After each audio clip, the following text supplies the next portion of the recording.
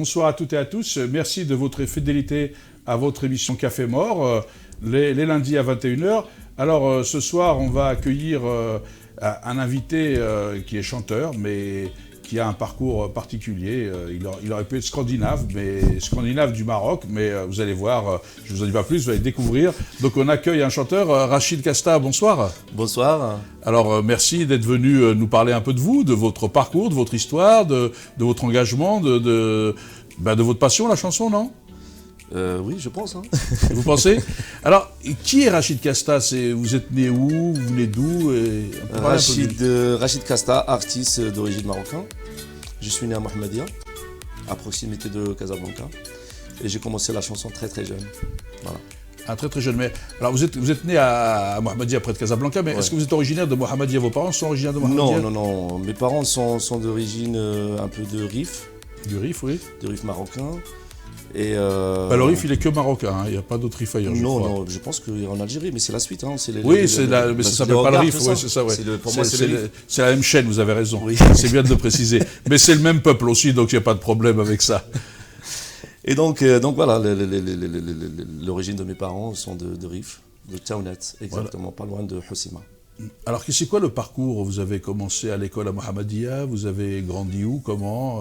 Parlez-nous un peu de tout ça. J'ai grandi comme chaque enfant dans un quartier populaire. Je suis issu d'une famille modeste, un père instituteur, une maman, foyer.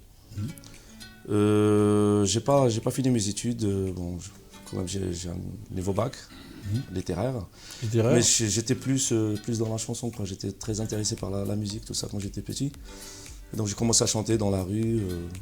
Ah, vous avez commencé dans la rue? Oui, à quel âge tu as commencé? 7-8 ans, quoi. 7-8 ans? 7-8 ans, déjà, j'étais devant chez moi, en train de chanter, quoi. Et puis je vois les voisins qui applaudissaient. Et tu fais de la musique? Tu faisais de la musique aussi? Tu as voulu faire de la musique ou pas tout de suite? Non, c'était vraiment un truc spontané, quoi. Quand j'ai chanté, c'était pour le plaisir, quoi. Et quand j'ai vu aussi que ça a fait plaisir aux autres, donc j'étais très apprécié dans mon quartier par les amis, les copains, quoi. Par rapport à ta voix? Par rapport à ma voix, et tout le monde disait que je chantais bien. Et donc ça t'a encouragé à devenir chanteur? Oui. Mais t'es chanteur, auteur et compositeur quand même, j'imagine. Oui, je suis chanteur, auteur, compositeur. Mais quand j'étais petit, c'était juste, c'était un plaisir. Un plaisir. C'était pas mon métier, c'était pas ma profession. Alors tu chantais quoi quand tu étais petit comme Pratiquement j'ai tout chanté. J'ai commencé par l'arabo-andalou. J'étais très comment dirais-je, j'étais très attiré par cette musique arabo-andalouse et puis un peu l'oriental, mais bon. Après, j'ai chanté de tout, en fait. Oui, tu avais envie de découvrir, tu étais un peu éclectique en termes de chant et tout ça. C'est ça. Alors, à quel âge tu t'es vraiment mis à chanter, à faire des scènes, à commencer les scènes, tout ça? Au niveau professionnel, à l'âge de 20 ans. 20 ans. Mais tu as commencé où? Alors, à quel âge tu as quitté le Maroc? Tu es resté au Maroc? J'ai quitté le Maroc en 95. Tu avais quel âge? J'avais à peine 19 ans et demi, quoi. Même pas 20 ans. Je suis parti au Danemark. En Scandinavie alors? En pays scandinave, oui. Au Danemark? Au Danemark, vraiment l'extrême, quoi, l'Occident. Et est-ce que tu parlais le danois ou l'anglais ou... Pas du tout, je savais même pas se trouvait où le Danemark d'ailleurs, sur la carte géographique. Et comment tu as eu cet atterri là-bas? C'est quoi? Non, sincèrement, j'ai tenté à la base, je voulais venir en France. Ouais, tu as fait une demande pour ma de carrière. visa. Voilà, j'ai fait une demande de visa, mais c'était refusé. Ça n'a pas marché? Ça n'a pas marché. J'ai essayé l'Espagne aussi, ça n'a pas marché. Et du coup, j'avais un voisin. Qui habitait au Danemark. Donc, il m'a proposé de venir, Donc, je demandais un visa et puis c'était accepté. Oui, c'était accepté. Donc, je suis parti. Normalement, c'était un visa de 1 mois. Et j'ai resté 24 mois. 24 mois au Danemark? Oui. Alors, qu'est-ce qui s'est passé ces 24 mois au Danemark? Les 24 mois, c'est... j'ai travaillé dans... des petits boulots, quoi, dans une pizzeria, dans des choses comme ça, en restauration. Et j'ai commencé à faire aussi la musique au Danemark? Oui, au Danemark, avec des Danois. Je faisais des petits cabarets, des petits trucs. Voilà. Et donc après, dès 24 mois, t'es retourné au Maroc ou Non, je suis rentré en France. T'es rentré en France? Je suis rentré en France, je suis arrivé à Paris. T'es arrivé à Paris. Ouais. Donc t'es arrivé en quelle année à Paris? 97? À Paris, 97. 97. Ouais. Et donc là à Paris, t'as fait quoi? Alors comment ça se passe quand on a fait le Maroc, qu'on est parti au Danemark 24 mois et qu'on arrive à Paris, ça c'est quoi un peu le... Bah pour moi, quand je suis arrivé à Paris, c'était bon. Déjà, c'était un rêve de venir à Paris par rapport à travers la musique. Et quand je suis arrivé à Paris, donc voilà, c'est là où je me suis dit, il faut que je démarre vraiment la musique, quoi, voilà. Et donc j'ai commencé à faire des petits cabarets, des mariages, des choses comme ça, petit à petit. Et une fois, je suis parti en Espagne pour un festival, et c'était à Séville. Et c'est là où j'ai rencontré les musiciens, les chanteurs, tout ça, gitans. Mmh.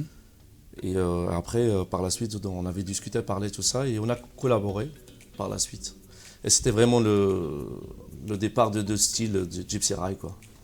Ouais, c'est ton style, c'est vrai que tu t'es lancé dans ce style Gypsy Ride, mais bon, le départ, c'est la rencontre comme ça, mais pourquoi Gypsy Ride Gypsy Ride parce que j'étais un grand fan de Gypsy Kings. D'ailleurs, tous leurs tubes, Bamboleo, Joby Joba, Bollare, tout ça, quoi. Moi, c'était le rail et le Gypsy que aussi j'écoutais beaucoup. Donc je me suis dit, c'est l'occasion de le faire. Je pense que c'était le moment. C'était le moment? C'était le moment, voilà. Et tu as fait 3 CD, je crois, c'est ça? Un album. J'ai fait un album avec les Gypsy et après le reste c'était que des... J'ai fait 2-3 singles après. L'album et 3 singles. C'est ça, l'album et 3 singles. Moi j'ai 3 albums, c'est bien rattrapé. Et l'album c'est qu'avec les Gypsy à chaque fois? Qu'avec les Gypsy, c'était vraiment... Donc c'est vraiment Gypsy Ride. Ouais. C'est le style Rachid Kasta, c'est Gypsy Ride. Mais alors pourquoi le nom Rachid Kasta, tiens? Le nom Rachid Kasta, en fait, Kasta c'est mon nom de scène. Kasta parce que le groupe s'appelait Kasta Kali. Mon groupe il s'appelait Kasta Kali. Kasta Kali. Et à chaque fois quand j'ai chanté, les gens ils m'appelaient Rachid de Kasta Kali. Rachid de Kasta Kali. Et en fait, finalement... Donc, tu as enlevé Kali, voilà, tu as laissé Kasta. J'ai gardé Kasta et c'était mon nom de scène parce que les gens m'ont connu toujours avec le groupe Kasta Kali. Donc j'ai gardé Rachid Kasta. Alors Rachid Kasta, donc c'est le nom de scène. Hein. Kasta, c'est pas le nom de famille. Hein, non, pas les gens, hein, parce qu'ils vont se dire, il s'appelle Rachid Kasta, c'est un peu particulier.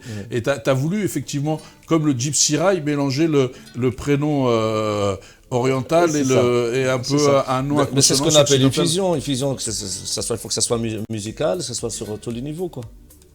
Donc, si je disais, si on te qualifiait d'être un homme de fusion, en clair, ou le terme te va pas si, je suis un homme de fusion, je suis quelqu'un de très curieux, je suis un nomade, je suis un citoyen du monde.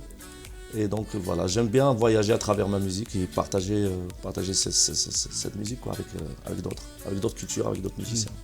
C'est pour ça que tu as choisi le Gypsy Ride, parce que c'est les Gypsy, le côté nomade des Gypsy et le Ride, tu voulais le rendre nomade aussi? C'est ça.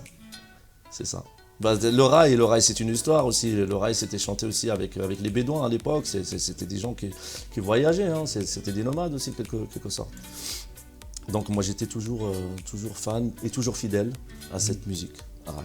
C'est-à-dire même quand je chantais avec les Gypsy, mais je gardais toujours la technique, le timbre de voix du rail. Et du rail, le fond du rail. Le fond du rail. Ouais. Et donc aujourd'hui, c'est quoi les projets, avant de venir un peu l'engagement, parce que je sais que tu es aussi très sollicité pour aller soutenir un peu des causes, pour ça aussi, mais c'est quoi les projets de Rachid Kasta actuellement sur la fusion justement? Actuellement je suis en studio, je prépare un nouveau single avec un autre clip qui sortira juste après le Ramadan, je vais le lancer. Et puis après le Ramadan, là, il y a plein de festivals à travers l'Europe d'ailleurs. Où tu vas aller chanter? Oui. Avec les Gypsy toujours, hein? Pas forcément, des fois avec les Gypsy, des fois c'est parce que je travaille, j'ai deux groupes. En fait, une formation Gypsy et une autre formation aussi avec un peu blues, jazz, reggae, tout ça, quoi. Ouais, tu es vraiment dans la fusion, c'est un peu le nomadisme musical, c'est-à-dire le croisement, l'éclectique artistique, de pouvoir un peu faire la rencontre. Derrière la culture, c'est pas un élément de rencontre, la culture, c'est pas ce qui permet aux gens de se retrouver, de se rencontrer, quelles que soient les différences. C'est ça, parce que de toute façon, la musique n'a pas de limite, n'a pas de frontières. Et puis voilà, il faut aussi montrer, moi c'est une façon aussi, je suis un peu un rebelle. Donc de montrer aussi aux gens qu'on a une culture, qu'on a un patrimoine, notamment l'Occident, il faut leur montrer, quoi, et puis le monde entier, quoi.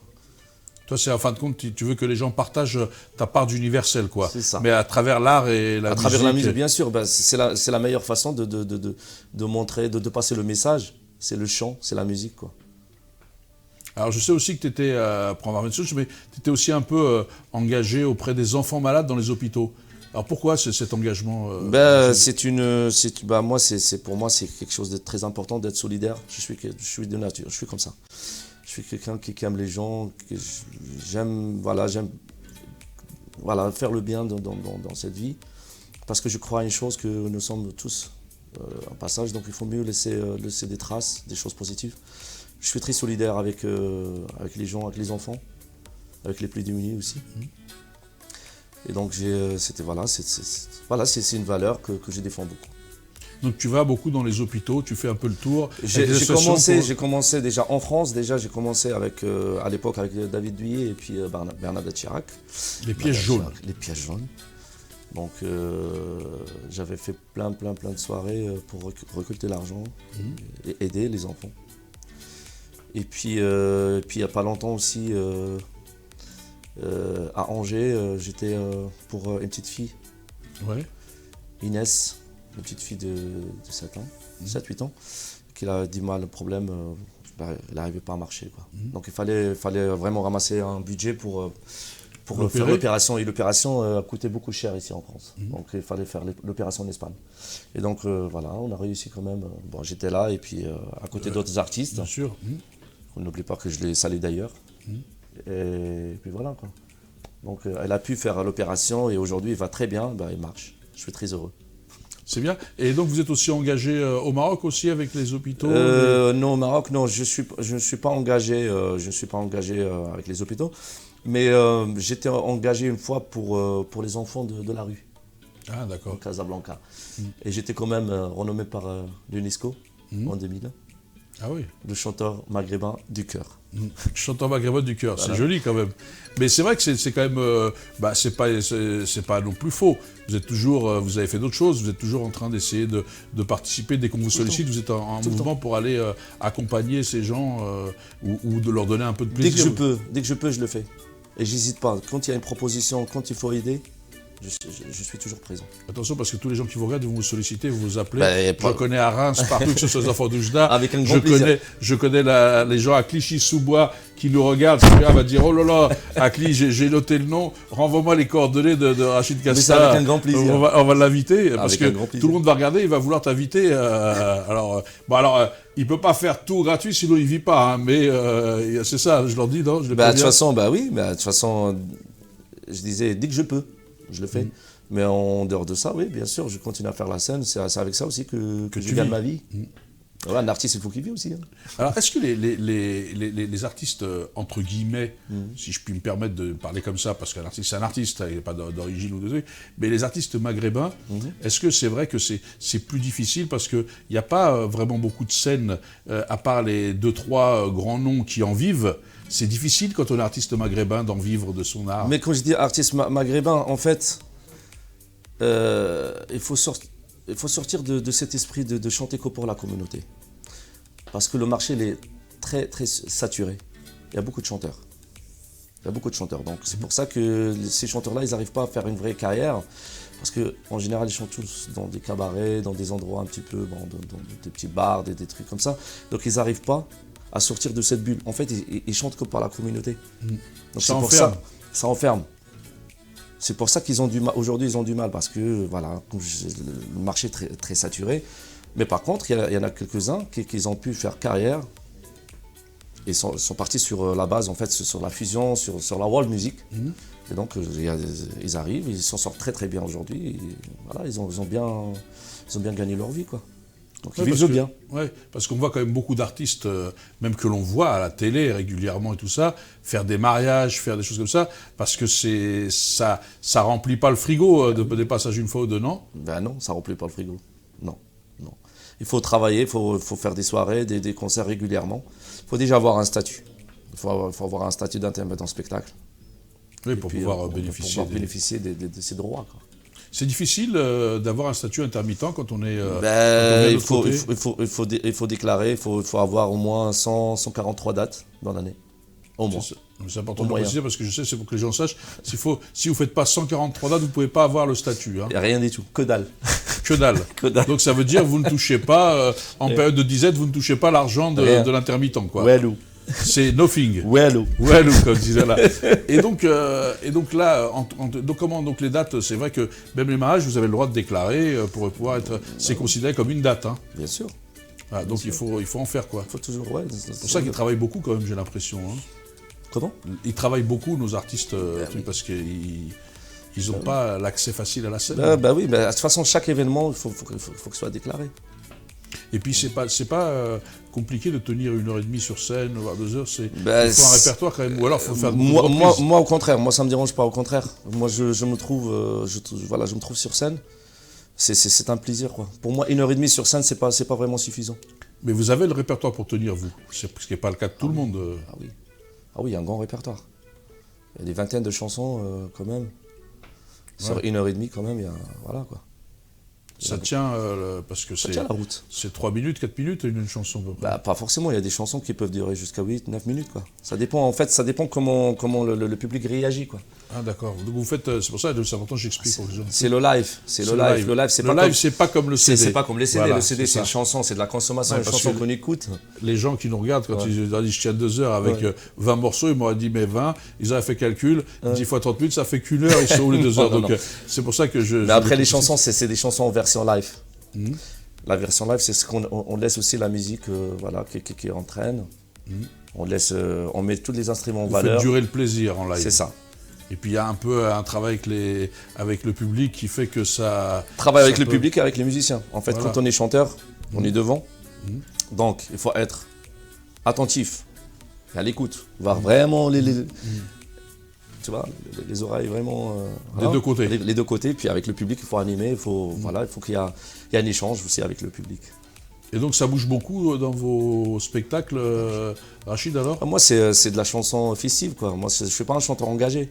Moi, c'est quoi la fête, l'amour, la joie, et puis yallah, yallah, quoi. Enfin, si, vous êtes engagé, mais vous n'êtes pas... Je suis engagé, mais voilà, c'est dans votre action. Parce que quand on dit « je ne suis pas un chanteur engagé », mais vos textes ne sont pas des textes qui chantent l'engagement politique ou autre. C'est des textes festifs de la vie, quoi. Hein, mais la vie, le côté festif, l'amour, la joie, tout ce qui est social, quoi. Tout ce qui est social.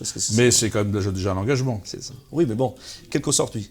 Mais musicalement, je parle musicalement, les chansons sont plus rythmées que la chose. Et donc là, qu'est-ce qui vous a le plus marqué dans votre parcours, Rachid, quand même ? Dans quel sens artistique ? Les événements artistiques, qu'est-ce qui vous a le plus marqué ? Moi, c'est le truc qui m'a marqué, c'est comme une blague aussi d'ailleurs.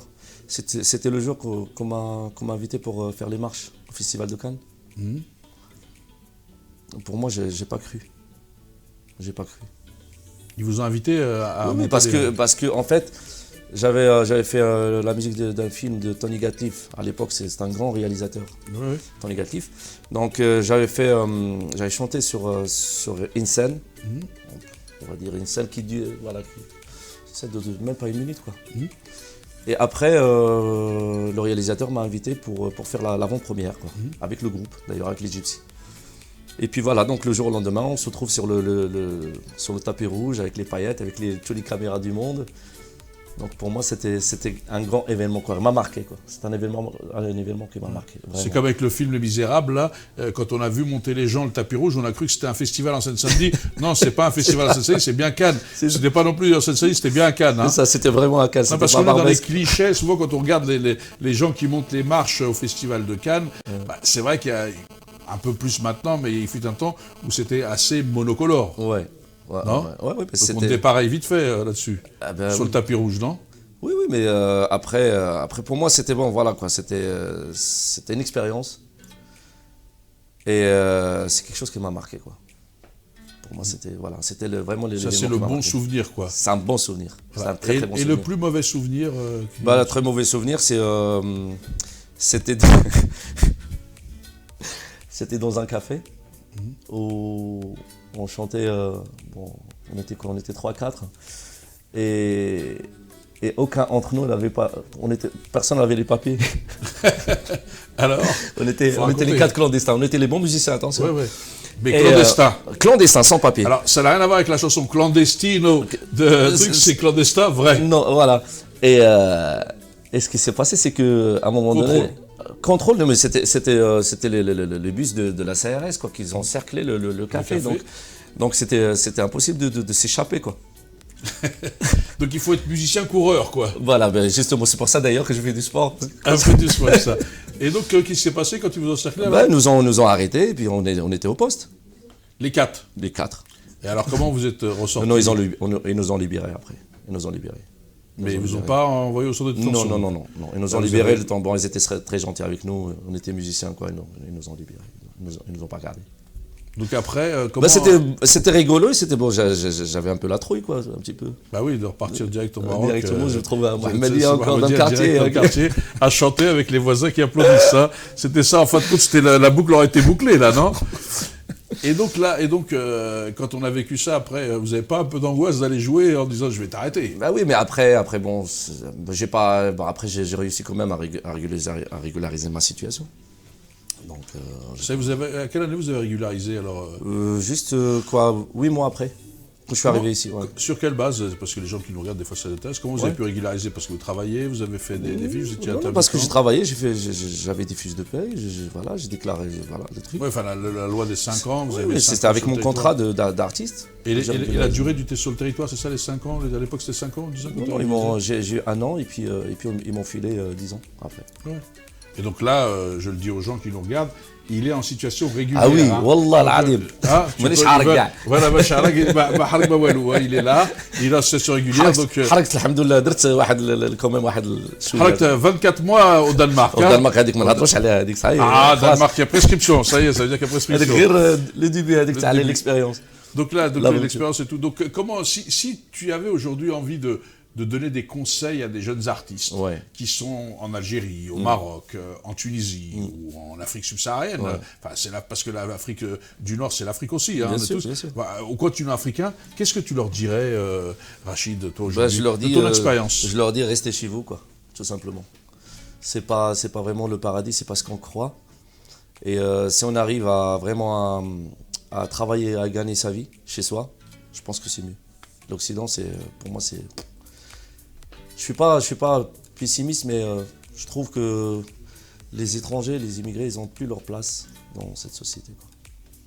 Encore maintenant, on pensait que ça avait évolué. Encore, tu ressens fortement un peu cette... Moi, sincèrement, non, moi, j'ai pas ce souci-là parce que quand même, j'ai réussi à m'intégrer dans cette société, donc il n'y a pas de problème. Mais je parle de ceux qui veulent venir pour peut-être faire comme moi, pas forcément la musique, mais déjà de tenter l'aventure.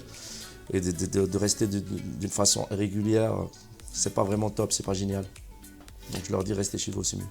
Et est-ce que tu penses que justement dans les pays d'origine, dans le pays, est-ce que tu penses qu'il n'y a pas un travail à faire pour développer la fibre artistique? Parce que des talents, il y en a beaucoup, Rachid, quand même. Oui, bien sûr. Toi, quand tu as été jeune, tu en as vu beaucoup chanter. Toi, tu me parles de toi dans la rue, mais il y en avait beaucoup qui chantent dans la rue, dans les cafés, etc. Il y a du talent, il y a ça fourmille, non, artistiquement? Oui, mais bien sûr, artistiquement, ça fourmille. Mais après c'est pas question de talent aujourd'hui. Hein. Ça veut rien dire. Hein. C'est pas le talent, c'est pas parce qu'on sait chanter qu'on va réussir. Ça n'a rien à voir. Ça peut être le contraire. Hein. Vraiment l'autre extrême. On peut être un mauvais artiste, un mauvais chanteur, mais quand même qu'on réussit. Donc ça n'a rien à voir. C'est plus question de chance et puis des connaissances aussi. Voilà, c'est beaucoup de corruption d'ailleurs dans ce domaine. Ne dis pas trop parce que sinon ils vont t'entendre, ils vont plus te faire Non, mais je parle. Mais moi je suis quelqu'un qui parle direct. Moi j'aime pas faire. J'ai pas des mensonges. Il y a beaucoup, alors en fin de compte, parce qu'on a l'impression que dans le milieu artistique, c'est un peu préservé, c'est un peu... En fait, dans tous les milieux, c'est un peu le même système, quoi, non? C'est ça. Il y a de la corruption partout. Hein. Et puis, c'est surtout le réseau donc, qui fait avancer. Après, oui, il faut avoir un carnet d'adresses, le relationnel, voilà, quoi. Donc, pour réussir, voilà, quoi. C'est ça. Il faut avoir un bon producteur. Un bon manager, un bon manager, un attaché de presse aussi. Une bonne attaché de presse, c'est ça, pour les castings. Oui, parce qu'après, tout ce qui est communication, tout ça, c'est un travail. Donc, un artiste sans communication, sans com aujourd'hui, il n'existe pas, quoi. Aujourd'hui, tu penses que par rapport que la com est beaucoup plus importante pour l'artiste que le talent lui-même? Ben oui. Tout ça joue aujourd'hui sur la communication, sur les médias, sur les réseaux sociaux.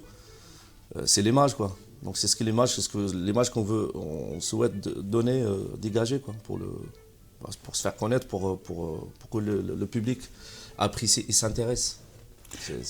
Et quand tu t'es lancé, Rachid, parce qu'il y a une question, parce qu'on a une mission touche à sa fin, que je vais te poser, nous, dans la culture musulmane, maghrébine, c'est pas très bien vu de chanter. Ah bon? Comment chez les parents, les familles, donc j'ai laquelle dit ça, donc c'est pour ça que je te pose la question. Comment tes parents ont vécu ça, que tu veux devenir chanteur, etc.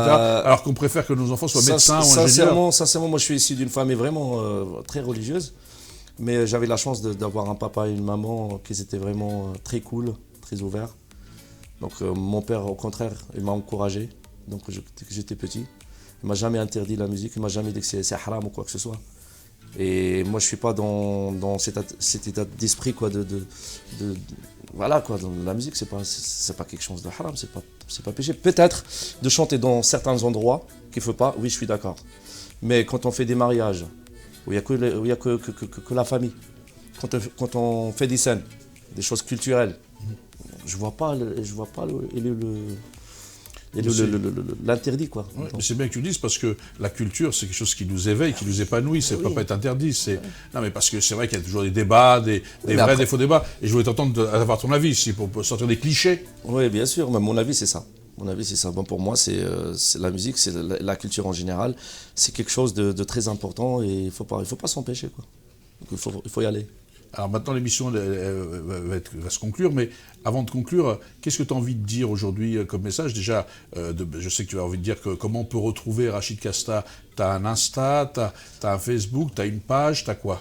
Bah oui, j'ai tout ce qu'il faut, de toute façon, tous les réseaux sociaux, que ce soit Facebook, Instagram, Twitter.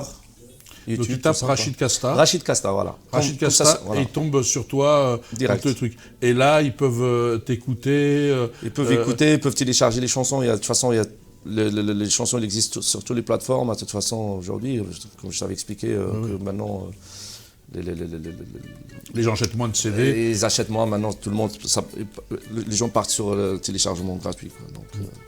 Donc sur les plateformes, il y a toutes mes chansons qui sont dedans. Comme ça, ils peuvent te découvrir, ils peuvent prendre contact avec toi, ils peuvent t'inviter à des spectacles, ils peuvent aussi, je parle de t'inviter à des spectacles pour te produire, rémunérer, tu peux aussi aider des associations, mais je précise bien parce que les gens vont dire, tu sais, il dit, non, c'est pas que ça. Donc, voilà, mais en tous les cas, ils peuvent, ceux qui veulent que tu animes un mariage Gypsy Rail ou autre, voilà. J'ai ma page officielle aussi. Ta page officielle? Sur Facebook, ouais. Ma page officielle, ouais.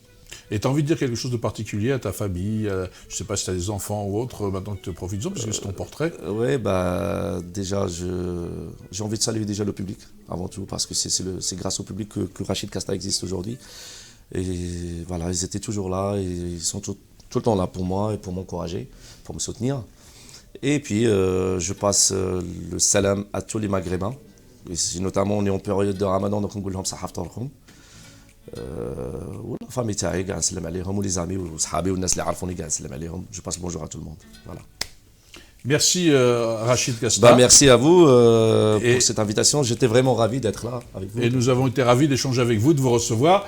Et nous, on se retrouve, ça pour les gens qui vont manger, puisqu'il est 21h32 ou 33. Donc, mais je vous souhaite une bonne soirée, une excellente soirée, une bonne fête de l'Aïd. Et on se retrouve lundi prochain à 21h avec un nouvel invité. Bonsoir à toutes et à tous et merci de votre fidélité.